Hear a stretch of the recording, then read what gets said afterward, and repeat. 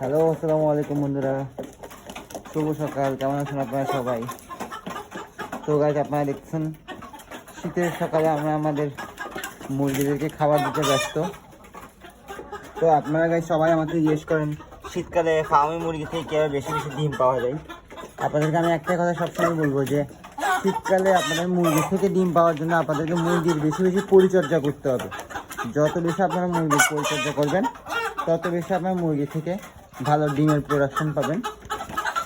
দেন হচ্ছে লেয়ার মুরগি, এই যে ডিমের মুরগিগুলোকে আপনার লেয়ার 1 মাস বি খাওয়াইতে হবে। দেন হচ্ছে আবার 3টে ওষুধ খাওয়াইতে পারেন। একটা হচ্ছে যে ইসেল, যে ওষুধগুলো আমি খাওয়াই, ইসেল খাওয়াই। দেন হচ্ছে যে ক্যালপ্লেক্স খাওয়াই, জিঙ্ক খাওয়াই। এই 3টে ওষুধ আপনারা মাসের মধ্যে আপনাদের 7 দিন কন্টিনিউ করতে হবে। এই যে আমরা এখানে আমাদের ডিমগুলা